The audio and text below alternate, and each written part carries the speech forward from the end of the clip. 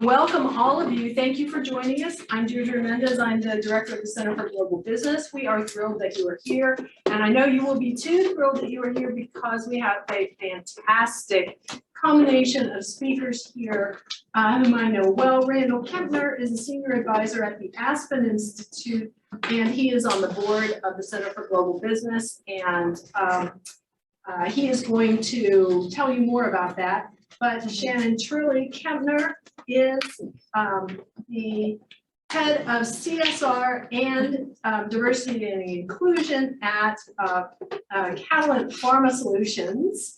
So they represent both an NGO and the private sector. And we don't often get to have a frank discussion. These are people who are going to give you a frank discussion. There's not going to be any marketing language here. They're going to tell you, give you the real scoop on ESG and how it's showing up in the private sector and in how that is relating to NGOs in the global economy. So I'll let you introduce yourself, and then I have questions. Great. So this will be interesting in terms of frank discussion and debate. And we got started really early in the car, so I'm curious how this will go. My name is Shannon Trilli Kempner. I am a Longhorn undergraduate. I was a liberal arts major. And then was a liberal arts major and got a master's in public administration, but landed, and we can talk more about that later, in the private sector doing corporate responsibility work. I work for Catalent Pharma Solutions, which is part of the biopharma sector, but not a pharmaceutical. We primarily manufacture. We help develop drugs, we help supply and run clinical trials. So we're a significant supplier to the biopharma sector, but we generally don't own the drugs or treatments that we work on. We do so on behalf of our customers and other clients. Most recently, and I'll wrap up here in terms of Catalent, and then we'll get into ESG, I think the company really faced change as a business, but also as in terms of technology, because in 2019, we developed and built up commercial scale manufacturing capability and a then little known technology called mRNA. And so Catalent was a significant part of the COVID vaccine, the Pfizer, BioNTech, the Moderna, in terms of COVID and responding to COVID. So we have been kind of off the rails, smoke coming out of the machines and equipment since 2019, and it's been an interesting 3 years at this point for social consciousness as well. So I'll stop there, but that's a little bit about Catalent. Senior advisor to the Energy and Environment Program at the Aspen Institute, which is a policy studies organization that focuses on basically trying to make the world a better place. We say free, just, and equitable society. It is one of the better known think tanks broadly in Washington, D.C. And has basically a program on just about any social and or environmental issue you care about. So there's like sports in society programs, philanthropy in society, programs on Native American youth. I used to run a program there which is focused on driving entrepreneurship in emerging markets as a tool for international development. And now I am advising the Energy Environment Program specifically on the topic of climate smart money. So thinking about climate philanthropy, climate investment, climate and corporate action, and also climate and economic development, which is a story of mine background. So that's kind of what I do, and you will see throughout today that I'm going to be taking a climate lens to a lot of the discussion, which hopefully is of interest to you. You're a Longhorn. Oh yeah, and I am a 19 something graduate of 1998 graduate of McCombs before it was called McCombs, and also the LBJ School. All right, so we have a lot to learn from these folks, and one of the things that I've just to kind of set the stage and also establish some background. What does ESG mean to companies? I mean, on the one hand, we're hearing such excitement and good things about ESG and ESG investment. That means all kinds of opportunities, right, for companies. On the other hand, there are some requirements, and some standards and some bars and some responsibility. So, I'll let you decide who should answer that one, but my guess is Shannon. So my way. What does ESG mean to companies? Primed because 2 weeks ago, we just released our third annual ESG report. The ESG, environment, social, and governance, means something to companies because it's actually an investor terminology for companies. And so I would say that ESG is how investors manage social risk and how environment, social, and governance issues could potentially impact, create opportunities or gaps, challenges for a company. I think it's really important, and I hope we dive in more to this to know that it is a way of assessing risk of external issues, climate, human rights, maybe war on a company. It's not necessarily how we measure the risk a company poses to society. It's very important to know that. Corporate responsibility is much more internal to companies. It is a term made up for and by companies. We say that corporate responsibility represents our values and action. So it's about how we run our business, which we believe and is increasingly important in alignment with our values. And it's just as important as what we produce, whether it's treatment for patients, whether it's a profit, whether it's jobs. So it's the balance between how we run our business in alignment with who we say we are and our values are, and then what we produce and run as a business. But Randall, what would you say? I mean, I think the same thing. Let us start by agreeing. But essentially, like ESG is newer to the game, as Shannon said. CSR as a term, corporate responsibility, has been around for a long time. But ESG is this newer thing, and it is pushed by investors. And I think that's the big point, which is Shannon is not the VP of ESG, she's a VP of CSR, right? And you would rarely find a VP of ESG, I suspect, in the corporate world. You find VPs of corporate responsibility that respond to what historically shareholders have wanted. And what's happening today is that shareholders are increasingly saying, we care a lot about environment, social, and governance issues, and we are expecting companies to respond to those. Now, the bigger switch, which maybe we get to later, is that there is finally a recognition that it shouldn't just be shareholders, it should also be stakeholders, and what employees think and what communities think should matter. And that is consistent with this vision that when you care about the social impact and or environmental impact in particular of companies, you should be thinking about more than just what happens to your shareholders. And that's a major shift that I hope you guys have been studying in all of your classes. Absolutely. Okay, so this is good, right? This is a good thing for the world. It's a good thing for everybody who's going to go work in a company. It's a good thing for the communities where the companies are locating, all that, right? This is a big plus, right? So before I answer that question, I want to ask you guys. So I want to pose a question, and the question, don't answer yet. The question is, if you care about social and environmental issues, is ESG investing, so that's the lens, is ESG investing a good tool to align your values with your financial decisions? Okay, so if you care about this stuff, is ESG actually a tool which will help you align your values with your financial decisions? And your answers are A, yes, I agree, it's a good thing. B, maybe, probably, kind of somewhere in the middle. And C, I disagree, it's actually not worth it. It's not a worthwhile idea. All right, so who agrees? Who thinks it's a good thing that it does align well? Arms up, come on. Horns up. Yeah. That's about most of you. All right, who's kind of maybe, probably not really sure? Raise them high.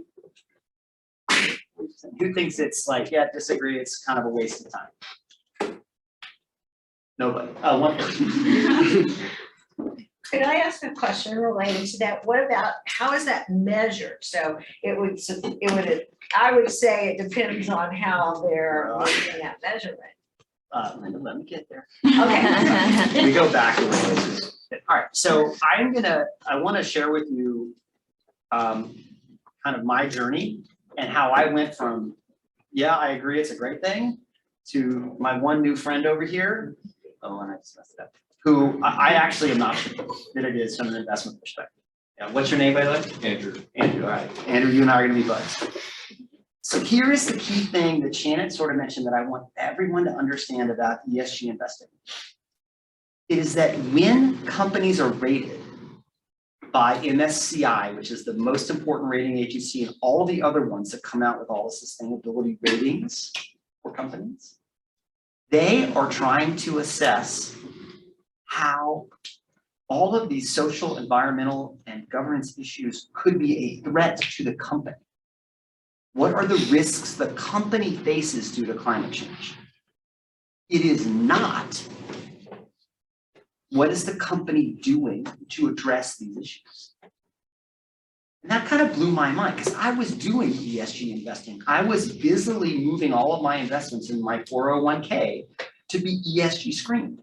And for those of you, most of you don't have 401ks yet, but you will. And what you'll find is that many companies that offer 401ks, like the companies you're working for, today don't even offer ESG screened funds. The Aspen Institute didn't until I got pissed off at them and told them they needed to, thinking I was doing this great thing. But in fact, it's not that great of a thing because I don't really care what the risk is to the company. I want to know and invest in companies that are doing good for the climate in my particular case. And that, again, is not what ESG investing does.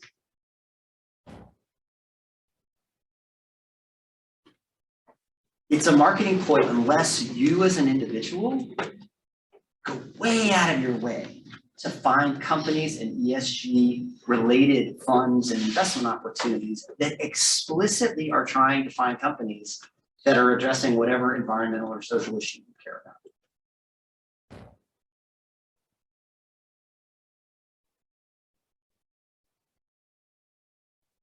I believe, and I think most people in the industry believe, that most people don't get that. Most people think, oh, I'm going to do ESG investing, I'm good. And it's just way far away from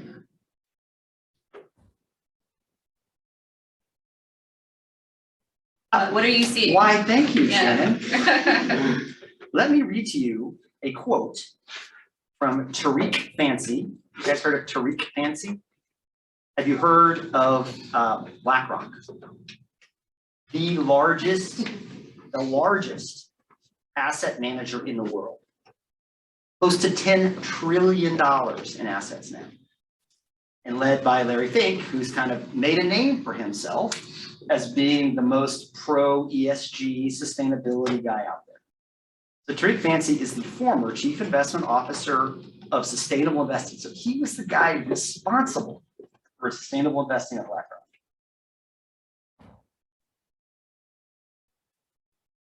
Our messaging helped mainstream the concept that pursuing social good was also good for the bottom line. Sadly, that's all it is, a hopeful idea. In truth, sustainable investing boils down to little more than marketing hype, PR spin, and disingenuous promises from the investment community.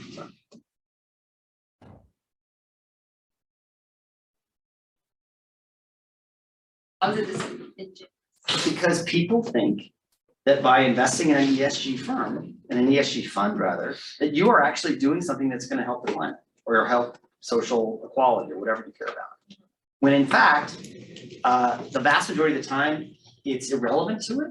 And Tariq Fancy's argument and other real critics' argument is actually, it's so disingenuous that people think they're doing something and then they stop doing other things that actually matter. And again, to the other data point, is this rating agency, MSCI, which does this. Oh, that's another question. They gave 155 ratings increases, saying you are better on an ESG perspective. How many of it, and this is over the last 18 months, ending in 2021, how many of those rating increases do you think had anything to do with actually reducing your greenhouse gas emissions?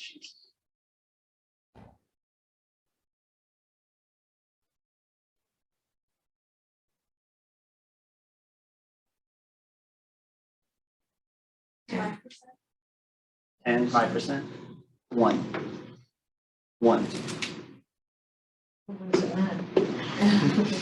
And even companies that are explicitly increasing their CO2 emissions are fine. They can get rating increases because, again, what MSCI is saying is, well, is this relevant to this company's profitability? Is it relevant to its ongoing business? And they said for McDonald's, for example, it wasn't. So McDonald's got a rating increase, even though it had actually had an increase in so that's how a system changes. Yeah, How is that not misleading? it is misleading. But is it not considered anything fraudulent? It's not fraudulent because if you ask MSCI this great Bloomberg article, like they say, yeah, absolutely, this is what we do. But smart people like you and me don't take the time to read the fine print. And people just don't get this. So I am not suggesting that MSCI is lying or that McDonald's is lying or doing anything illegal, but it's not sustainable. It's not what most people think you're getting when you do an ESG screened investment. I need all of you to be really, really good consumers of whatever financial investments and indeed like your banking relationships. Like some banks fund a ton of fossil fuel companies that have a ton of greenhouse gas emissions. And if you happen to think that's not great and you'd rather be with a bank that cares about sustainable companies, you should look closely. And of course, a lot of the big banks have all these massive commitments on GHG, while at the same time, we're giving trillions of dollars, billions of loans to fossil fuel companies. All of them, Bank of America, JP Morgan Chase, Citibank, all of them do both. They have all these wonderful things which they put on the front page.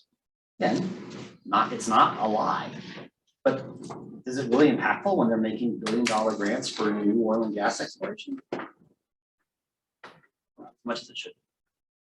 How's that for a food plan? Well, I want to come back because there is also good news. And Shannon, I know that you and your activity and your company represent good news. And I know that not everyone in this room is looking through the lens of investment. Many of us in this room are interested in knowing what companies we should purchase from, what companies we should go to work for, what companies we would want to engage with in other ways as well. So let's give the other side an opportunity to rebut, shall we? Just as you could throw ESG out, should we throw the baby out with the bathwater? But we opened up this discussion talking about what corporate responsibility is, which is how companies define who they are, what their values are, and what they do. I'm going to bring the two together and say, well, let me pause, finish that thought. Corporate responsibility is irrelevant to some degree of ESG, or investors are one of a variety of stakeholders that are considered. And I think this is the healthy tension in the debate inside the own company that I work for, which is we will always score lower, even if we make more progress in one area or another, as a relatively smaller company in the biopharma industry. So for us, the strategy of going after ESG rating isn't driving us, though what ESG has brought is an acceleration of shared definitions and of shared frameworks, and we're beginning to find metrics that are the same and shared. And so companies are using that to report out, yes, to investor interests, but also their own. And with or without an investor rating on ESG, we're all right now desperate to attract the workforce of the future, for example. And many of you and many of them require proof points of purpose and proof points of values and proof points that you're not cutting down the rainforest as you make burgers for McDonald's, as an example. And so this is why I would say it's really important to understand companies have their own interests beyond responding to the market. And I also think the market has created in an accelerated way, because there's money to be made behind it. They've been more effective, I think, at creating a shared language and a shared set of metrics, which was brought up earlier. I'm going to cut kind of to an upshot to the headlines of today, and then we can go back and fill in the blanks. You've never seen ESG more in the news than when Russia invaded Ukraine. And faster than governments and non-government organizations, companies organized a first round of sanctions that were larger, more coordinated, and more impactful than ever before. And they met around the table in the language of ESG. And I've never seen headlines and kind of outside of my business geeky, I mean, every now and then ESG will make a headline, but it was in mainstream newspapers. This idea that companies had values and that if making money, or selling or buying from Russia would result in financing a war, they were going to make a different set of business decisions and pull out. And so I think that ESG and this movement has offered a shared language that is really important to the city. Let me add on to that, which is, look, ESG has helped fed a whole new movement of CSR. So corporations, whether or not they like the ESG ratings or care what the ESG rating is, and some corporations care way too much about that. In addition to that, as Shannon was saying, they care what their employees think, they care what their customers think. And some of them actually just want to do the right thing because they care as human beings. And that's really good. And it is, I don't know, it's a good and a bad thing that when Gallup does polls of what institutions do Americans in particular trust the most, right now it's business. I mean, I could never have imagined, I was a management consultant, I've been in business a lot, like no way. Why would we trust business, this bastion of people who are just making profits and who are corrupt and, do all kinds of things, which is just about the dollar? Well, today that's not the case. Also, it does represent how government has not been able to generate trust. So it's a both and, but wow. And I think it's because of this broader change in the way that particularly larger corporations are thinking about their responsibility in the world. And so, yeah, I want to invest in Shannon, but I'm not going to invest with the ESG screen fund. I'm gonna build on that, but I saw a hand up over here with the engine. Can you clarify on the ESG with the sanctions? Because from my understanding, Germany still fuels 40% of its oil from Russia, and that was not touched in the sanctions. I think that it created a decision tree. So I will speak from my own experience and what I think is happening in other companies when I talk to my colleagues. It created a decision tree based on values and not just profit and loss that I think was different than before. So I'm not going to speak to Germany, but I'll speak to our own in the pharmaceutical industry. Do you stop making and selling or buying supplies to make medicines that are life-saving in Russia? Like, do Russians need to not get their insulin and right? So is it Putin that needs to suffer, or is it Russians, the Russian people? And so threading the needle in the biopharma sector, we are still delivering life-essential, life-saving medicines to Russia. And that is part of a UN framework. It's actually a loophole in the sanctions in sanctions framework right now, and is essential healthcare. And so I think what every company is going to be different, and I'm not saying everybody pulled out of Russia and I'm not saying people aren't still making money. I'm saying though there's a bit more precise way of making decisions and translating it with a shared set of metrics, and again that language that wasn't there before. So it doesn't mean everything's out. It means more decisions are being able to be made faster, and kind of the ROI of those decisions is more clear. I'll tell you, our company is still combing through our supply chain. The supply chains are deep in huge companies, right? So this is going to be ongoing, but it's framed as: are we operating within our values if potentially we're making a profit? We're not serving patients, or maybe it's we pull out our cosmetics products versus our life-saving products, right? I mean, it's more about making those decisions with more than profit. Now, let me take on the Germany one. Yeah. That was a government decision by the government of Germany. Mm-hmm. And it's one you kind of would understand because they are so presently dependent upon Russian oil that if they didn't take it, Russian gas even more, they would have to turn off the lights. Yeah. And so you get why they would say yes, and they are carving a loophole. But again, you think about corporates at McDonald's, they shut down all their stores. You give McDonald's some love. But we have 2 plants in Germany, and we're still buying gas from Gazprom or other affiliates because we're making life-saving meds. Yeah. So it's not like Halo or horns. Like, it's not demons and angels really clearly. It's just a bit more clear, I think. I love that question. Germany is actually increasing their stockpiles and talking about rationing. in order to become less dependent on Russian oil. So it's a long-term change. And Germany should not have shut down their nukes, and they should be investing even more in clean energy. That was not the discussion. Well, to try to keep, to try to stay on track, to thread the needle of the discussion and the context that we're here for, which is to celebrate Global Readiness Week.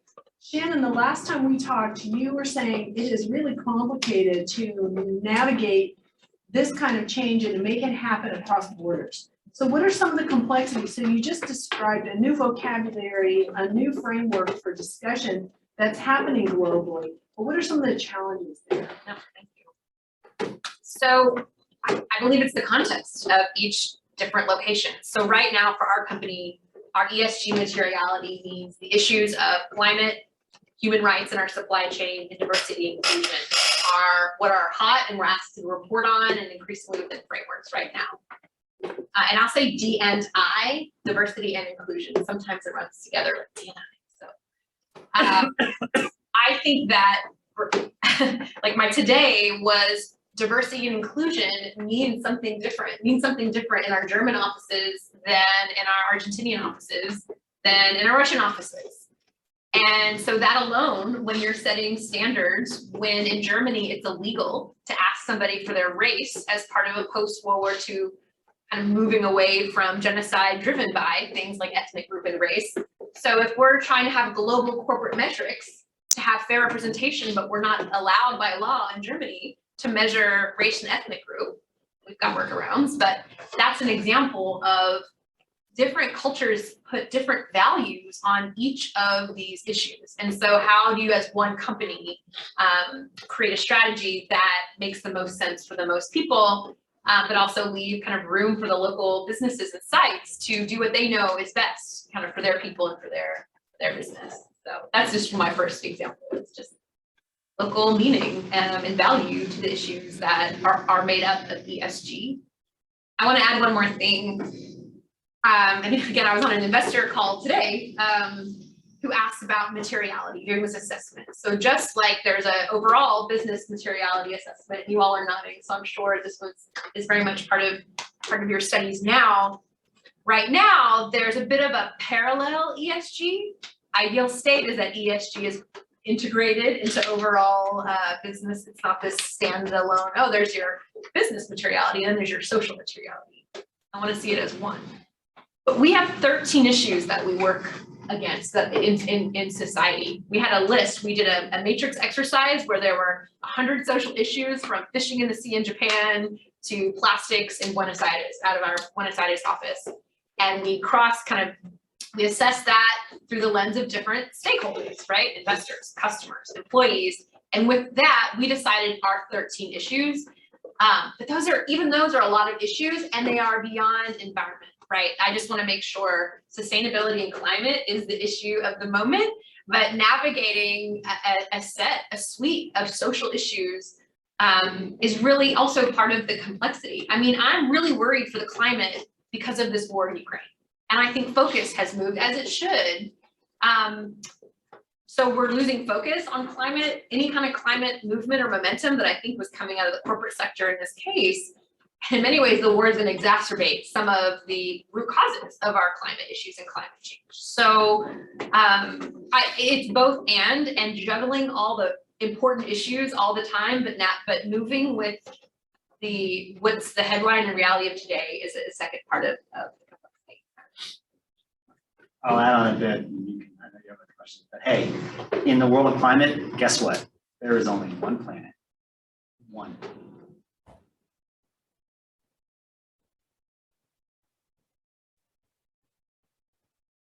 Regulated price on carbon and very explicit standards for measuring carbon emissions and other greenhouse gas emissions. This is one place where I can say, yeah, I don't care whether you're an oil and gas company, you're a potato chip manufacturer, you're a think tank, we can actually have common standards for how we measure this stuff. And until and unless we get a price on carbon, a global agreed upon set of rules, we're not going to fix this. And oh, by the way, y'all, we really need to fix this. kind of sets the stage for the last question that I want to ask, which is how do we prepare ourselves? How do we as customers, as consumers, as also as citizens, frankly, right? We have a lot of decisions to make in that realm, and also as employees of the future. How do we walk into a company? How do we look at what's going on and make our decisions about what kind of companies we want to engage with? I'm hearing that it's more important to look at CSR activity within a company perhaps than ESG ratings, which is really good for me to know. So that's one thing. How important is it to have international experience and exposure in making those decisions, and how should we all prepare? Let me try this. Look, I started my career in the mid-90s, and I got my first job because I was fluent in Spanish. And I studied abroad in Argentina, and I can credibly talk about understanding a little bit of that culture. Massive back then. I worked for a hotshot consultant. Today, that's table stakes. Every company wants people with multiple languages and multiple cultural understandings. And I think that you are putting yourself at a really significant disadvantage as a person in the workforce if you cannot talk to them. I went to Harvard undergrad. They made it hard for us to do study abroad programs. I had to stay an extra semester because they wouldn't give credit to non-Harvard programs in Argentina, which ended up being a lot of fun. I'm really glad I had a chance to go to Argentina and also spend an extra semester hanging out in college. But that's changed a lot, right? So that if you don't take advantage of the opportunity to get international exposure, again, you're at a severe disadvantage.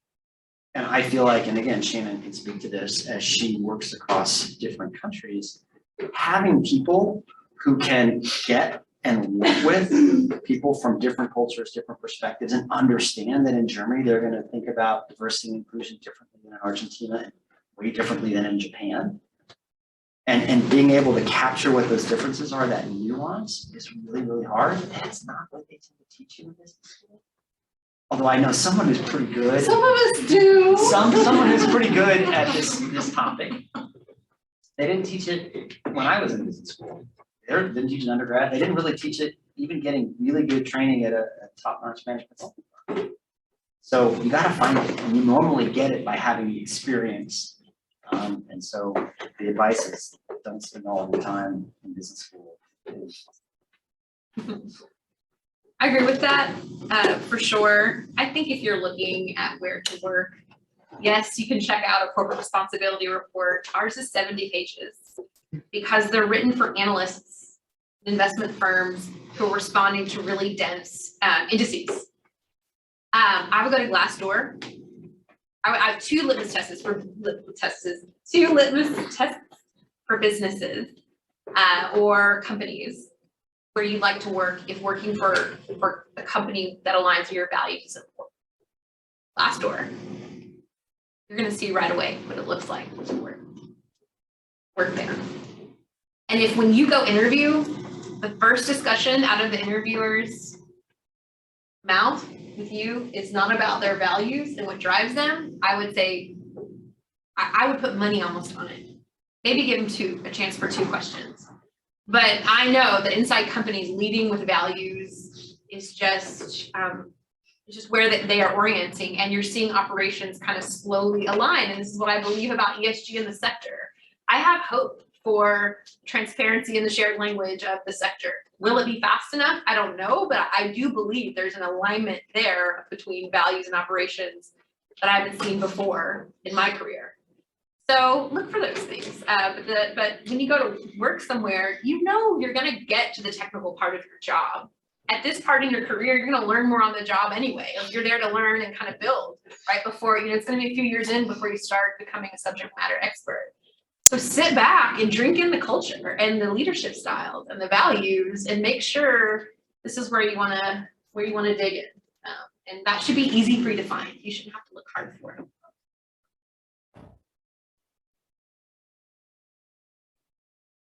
So, do we have other questions?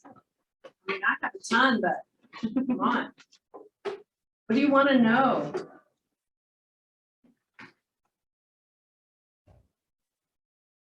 Go ahead, Clara. Oh, sorry.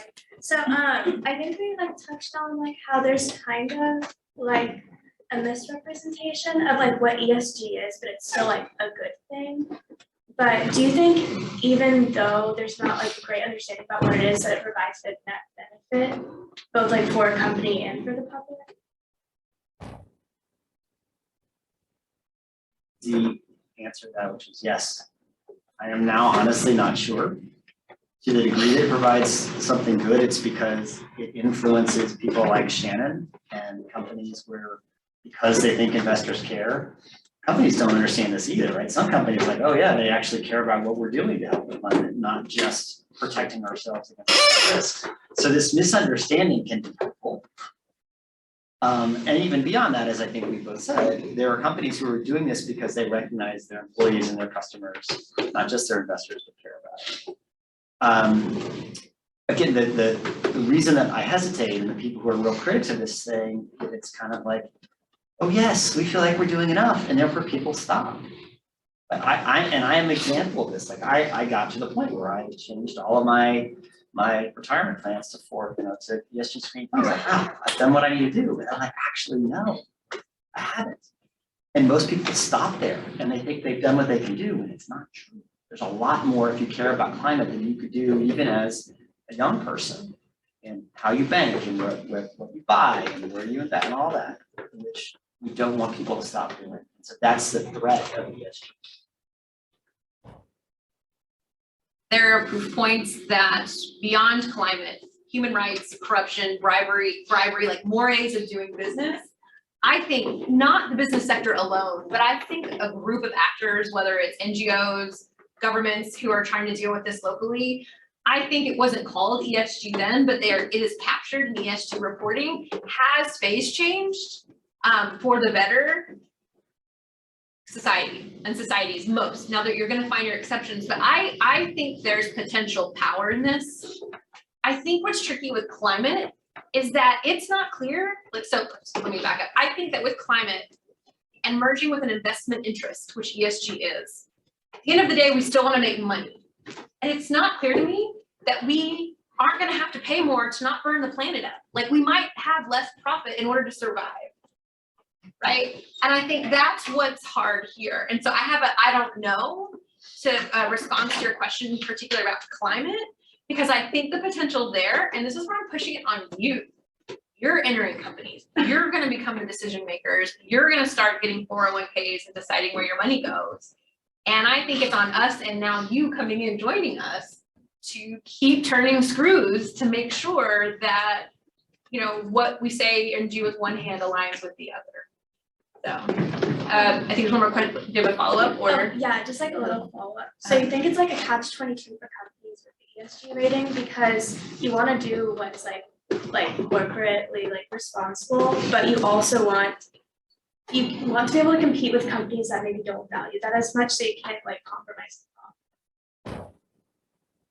Company who said we know that it's a scoring in a game that won't tell our full story, and that for our size in particular and against our peer group, we are quite competitive and strong in our social commitment. We're getting that feedback. Our Catalent just hit the S&P 500 last year, and so then the focus for ESG all of a sudden has spiked. So we respond to all the surveys. I have like a tick in my neck for MSCI and all the indices, because I also know they're using 3-year-old data. We do all this work to do reports, and they're scrubbing systems. I literally was like, this is a fraudulent service. Like, what are you doing for every other company if you're not representing what we're doing correctly? And then I get investors saying, do you have a climate strategy? I'm like, yes, page 67 on this beautiful report. But so there's technology issues, there's quality issues. And so we respond because we want to be transparent. And that is a really significant principle of ESG. I wish we brought it up. It's about increasing transparency about how companies operate to make their profit. But we're not, like, I don't get fired if we get a low ESG rating, right? So, Well, just yes, and then we should get to your question. and there's one back there. That right today, companies can say whatever they want. Like, yes, they have to fill out forms, but there are multiple different rating agencies. And people can choose to highlight, companies can choose to highlight certain metrics. And it's, again, it comes back to this fact that it's still, there's still no standard that everyone agrees to about financial disclosures related to sustainability, and there's work on that. There will be, the SEC has a new rule out, the Europeans are doing it, there will be hopefully an international standard, but until such time that there is, you gotta do your own research. You gotta actually read the reports, you gotta talk to people like you. And I just think ESG reports are for investors, and we keep saying that because it takes one iPhone capturing H&M's one factory that has children in the sweatshop, and it's done for H&M. It doesn't matter what their ESG and MSCI said, right? So you've got to really keep your eye on the ball again, it's still a principle of aligning your operations with your values, but I don't know, I think iPhones are more of a threat than MSCI right now to the reputation of a company for their values, right? And so I'm getting that too. I can get a question back here and then back over here. Yes, you touched on this briefly, but I guess, do you think, or how quickly do you think awareness about ESG transparency will happen, and how do you think it might go about happening? It will happen slowly because the rating agencies and many companies have no interest in making that back known. Yeah. I mean, the Bloomberg piece, which I am happy to share, you should read it. It's like the ESG, and there's a lot of pushback on it. I think it's being better understood, but that it still takes people to read an article and then to act on it. And again, like, sorry to bring it back to climate, the world knows that the climate's changing. We're not doing enough, right? You know, you've seen the movie Look Up, right? Or Don't Look Up. Like, I saw that movie and I was like, yeah, this is overblown. But like every day I read more articles about climate in particular. I'm like, no, it's not. So look up. And I have a good answer. I'm sorry, I'm flailing a bit of when it's gonna happen. I think maybe when there are international standards for how you actually have to disclose, that's gonna sort of force the issue. And those are coming in the next few years, given where things are. Europe is there, but still, it's still disclosure for impact on business and profitability, not on the planet. I think there's an opportunity for ratings and rankings, like a different business model for this. So I would, again, push this back and challenge. The market could refine the ESG model and really make it about like a values assessment. Are you really not polluting while you're making X products? And so I still think the market has some plays that we can make before we give up on it. And again, there's no single actor or market that's going to solve these complex issues. I think, and this is, I think often we almost put too much faith, like businesses will solve it, free market will solve it, capitalism will solve it. Businesses and free markets and capitalism aren't human-centered, and we're a planet of humans. And so you've got to create tensions to balance that. So You gotta have rules where you actually insist that we care about humans and trees and everything else on the planet, and that we don't have those. And by the way, really hard to get from an international perspective, right? There is the IPCC, there is a UN which says, these are goals, we have to get to 1.5, but they have no power. So again, if everything is voluntary by governments, by humans, by companies, no question about whether we can take the actions necessary. So I'm agreeing with Shannon, but I'm really worried about the fact that our institutions, the way we have set up humanity, is not well suited to solving a big systemic global problem. a third of the Texas state income is from what? Oil and gas. We were at a conference a few months ago where it was not very balanced to our, we were upset, meaning it was very pro oil and gas. But literally, these oil and gas executives said, if we aligned our operations and paid in alignment with the Paris Climate Accord, we'd be bankrupt. I just kind of sat back because I lived through 2008. This is where I got crushed by student loan and because the banks went bankrupt and then we had to bail them out. And now I'm like, wow, we've got oil and gas complaining about maybe going bankrupt if they align with standards. And so that's why ESG and investment systems alone won't, and I don't think anyone's suggesting that, but it's also about pulling out and just seeing these bigger tensions in society and maybe having, it's gonna be a toolkit, it's gonna be a variety of things. But ESG alone won't solve for the current forces of power and influence. Thank you.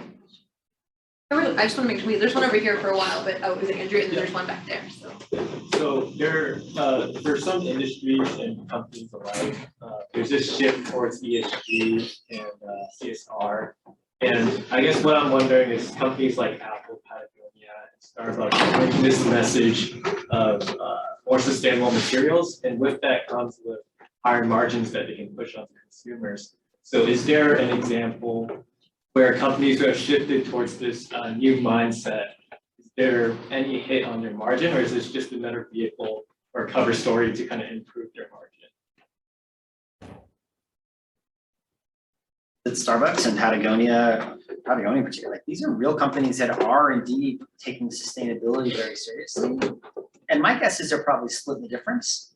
I suspect that their margins are not all increasing because many of these things do cost more. They had to spend some R&D time, right, for the new non-straw Frappuccino lid, right? Like, I don't think they're raising the prices on the Frappuccino. Maybe you don't know what I do, but I think there are real companies that are saying, yeah, you know, we want to make a profit, but we're not going to do it entirely based on our sustainability changes. I think it's the value of their brand too, they're protecting their brand, so how do you catch the attention? But it's not like the Frappuccino costs more. You're saying the Frappuccino costs more because of this lid, and I don't think it does.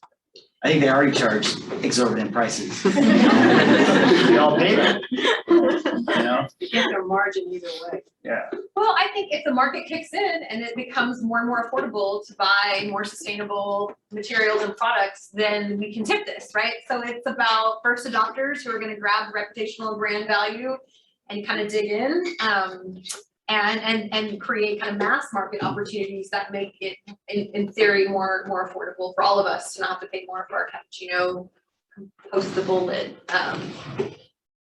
But it depends, like product by product, material by material, it definitely depends. So what, yeah, so Yes, okay, so I guess if we were to just put it into the simplest terms, on one end, we have obviously the human benefits of like profit, of I guess like the retirement plans and where the money is going into. And then on the other end, we have like the climate issues, the environmental issues. So I guess my confusion almost is why isn't there more accountability for companies who are pursuing, I guess, more human profits and more human like benefits in comparison to when, let's say, a company that comes out who are pursuing more climate, climate related like change? Why isn't there more accountability? there's a lot of money to be made.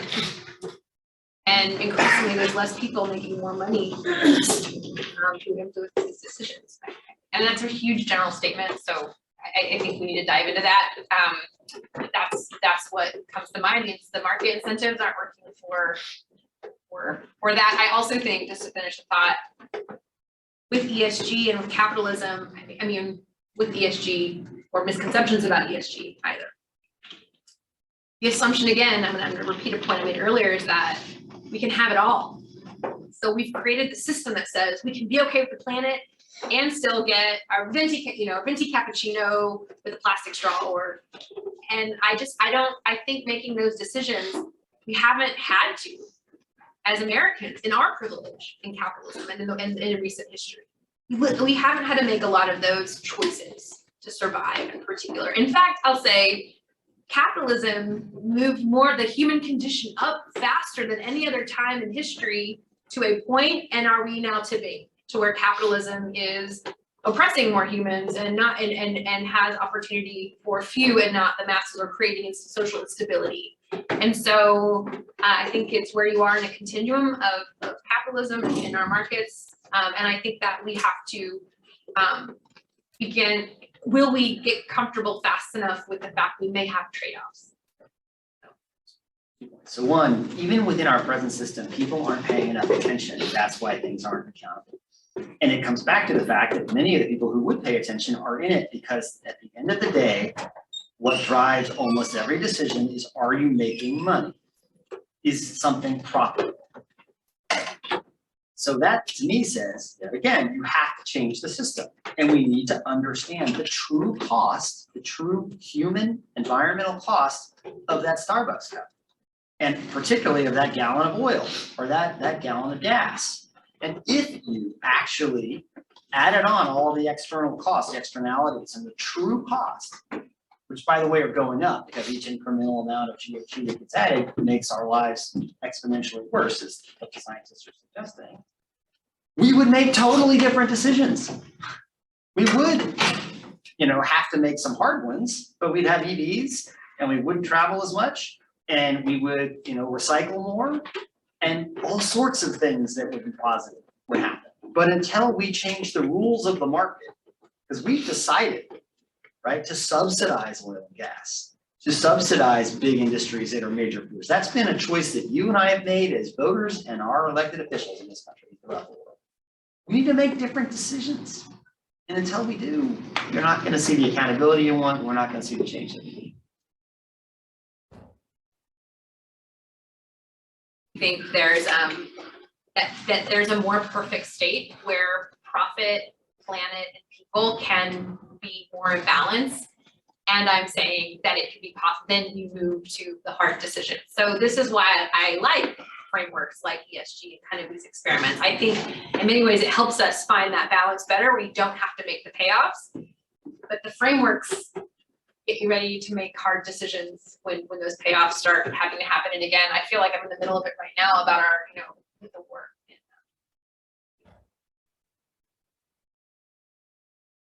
Just gonna ask your opinion about, we did current events in class this week and talked about the SEC new rules on, or potential new rules on having to talk about carbon footprints and that sort of thing. And that had some effect on corruption with the Foreign Corrupt Practices Act when they moved in that direction. Are you hopeful that this will have a positive impact? I am. It won't be enough, but it's a really good step. Right, it needs to be global reporting and ideally with the same standards, and there is, I had to hold this to the acronyms, but there is now an international effort to have common standards of financial reporting, not just for US companies, but for all companies of any size. And so that's would be better stuff. The proposed reporting framework, the SEC proposal is a carbon framework like Catalent and many other companies are already using, and it's already regulation in the EU, UK, Japan. So in its current proposed state, I think it won't move fast enough. I think it's going to get caught in court. And this is what our assessments are saying. So I think it'll drive forward the conversation. I think things like elections, like midterms and et cetera, will have a lot to do with how far it goes. I think true implementation will be a long tail, and we press on. Nice. I saw this one. You all need to vote in primaries. Yeah. That you all need to vote in primaries because that's where your vote matters most, and generalists too. But get out there and vote. Vote your values, whatever they are. Get out there and vote because otherwise stuff's not good. What you're talking about right now. So my question was, where do you see the government in aligning all these things, the human, the profit, the planet? And so do you see that coming from people that didn't go to the government, that didn't go up? Or what is the fastest way to make the change? Or what's the best way to make the change? No, I feel like I'm waiting for you. I mean, the fastest way is, in many ways, the government mandates standards or carbon tax, or that's the fastest way, I think. I don't know if I see that happening here. It's the best way, and it could be the fastest way, but it won't be the fastest way. Yeah. And so the reality is, in this country at least, we're not going to see major change given the 50-50 split in the political parties and the lack of courage of many on one side, at least, to actually accept that change needs to be made. And so it's not gonna be that, as much as I keep saying it needs to be that, and what it's gonna be are companies taking the lead and recognizing that because they need employees and because they need customers, and all of us start caring, companies can in fact, and are in fact acting faster than most government, at least this government. There are certain governments in Europe and other places that are acting quicker, but in China and in Brazil and in India and in Russia and in the United States and in Canada in many ways, and it's kind of a mixed bag, but like the fundamental biggest economies in the world aren't moving fast enough at the government level. Many of the companies in those places are. I'm seeing that in diversity and inclusion as well. I mean, there's been affirmative action for 40 years, and it barely moved the needle in terms of opportunity in our own country, much less in companies. However, post-May 2020, George Floyd, I've seen an acceleration in companies. One, many of them have been talking about inclusion and diversity for a long time, not publishing numbers, and their own people and employees are saying, we call BS on you. You've been having these commitments. I feel really grateful that in this case that Catalent was, when George Floyd was murdered, 4 years old and had just made its first commitment. And so unlike many, like we got to build inclusion and diversity into our company from the get-go. And I should be clear, 4 years old as a public company, we were held in pieces before. Meaning we didn't have to go back on things we said we do and didn't do, where much of corporate America and societies did. I am seeing further press for metrics. I know that when I incorporated diversity and inclusion into my corporate responsibility role almost 2 years ago, and I put a stake in the ground, I first said, why would I get involved? Most companies have failed. I'm doing great in corporate responsibility. Why would I take this on? And one of the stakes I said, well, why not like a good challenge? And I felt the momentum, and there has been a change in corporates since 2020. I said, we're gonna publish our data. We're gonna show what's happening. We're gonna make these, if we make, we have actually not set targets, and that's a separate discussion, but we're gonna be honest with who we are and where we wanna go. And that was different than most of the big biopharmas at the time. Now, again, now that's changed in the last 2 years. But I think that companies are now out accelerating governments and other organizations in terms of just unpacking and rebuilding systems. The outcome, TBD. Will they keep their focus? Will they keep their foot on the pedal? Are they going to get distracted by climate change and war and other things?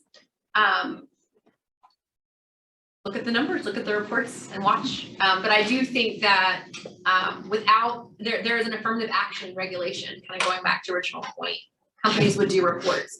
Very little progress was made for decades. And companies, even beyond what the government says they have to report on and do at this point, are doing much more at this time. And I am curious if a standard metric for inclusion, equity, and diversity emerges. It's not there yet, but these are the things I talk about a lot, like in the industry. Well, thank you all for joining us. As much as we would love to continue this discussion, and you all can do that on your way home. Yes. Into the evening and enjoy that. It's time for us to conclude. Thank you very much for joining us. I hope that you have a lot to think about, and please join me in thanking our guests.